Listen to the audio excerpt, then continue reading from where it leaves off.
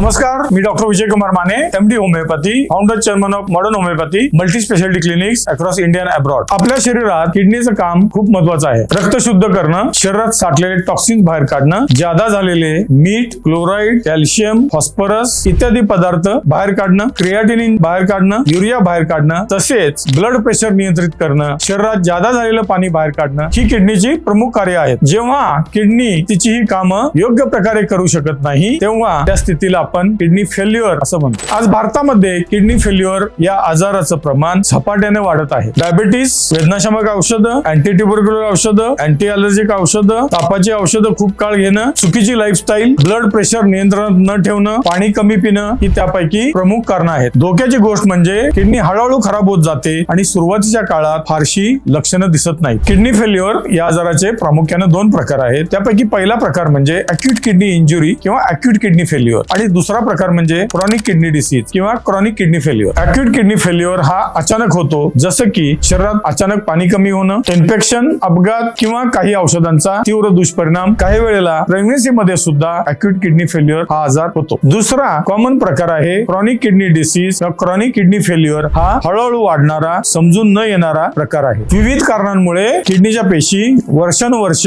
कमजोर होत जातात आणि ESRD किंवा क्रॉनिक किडनी डिसीज हा आजार वाढत जातो. इथं एक गोष्ट समजावून घ्यायला हवी की फक्त क्रिएटिनिन कमी होणं किंवा तात्पुरतं लक्षणिक बरं वाटणं म्हणजे किडनीच्या आजारावर मात करणं नव्हे. किडनी फेल्युअर आजारावर संपूर्णपणे मात करणं म्हणजे रुग्णाचं आरोग्य पूर्णपणे सुधारणं, हिमोग्लोबिन कमी झालेलं वाढणं, क्रिएटिनिन वाढलेलं कमी होणं, वाढलेला युरिया कमी होणं, तसेच रुग्णाला लाक्षणिक फरक पडणं म्हणजेच किडनी फेल्युअर आजारावर आपण मात करत आहोत हे होय. मॉडर्न होमिओपॅथीमध्ये आपण रुग्णांची डिटेलमध्ये केस स्टडी करतो. रुग्णाला डायबिटीस आहे का, त्या आजाराचं नेमकं कारण काय झालेलं आहे, रुग्णाची प्रतिकारशक्ती किती आहे, रुग्णाला सध्याची लक्षणं काय आहेत, रुग्णाचे रिपोर्ट्स काय आहेत, या प्रत्येक गोष्टीची इन डिटेल आम्ही चौकशी करतो आणि या सगळ्यांचा अभ्यास करून आपण उपचार ठरवतो. उद्देश असतो किडनीवरचा ताण कमी करणं, उरलेल्या चांगल्या किडनी पेशंटना सपोर्ट करणं, त्यांचं कार्य वाढवणं, सूज, थकवा व भूक न लागणं यासारखी लक्षणं कमी करणं, वाढलेलं क्रिएटिनिन आणि युरिया कमी करणं व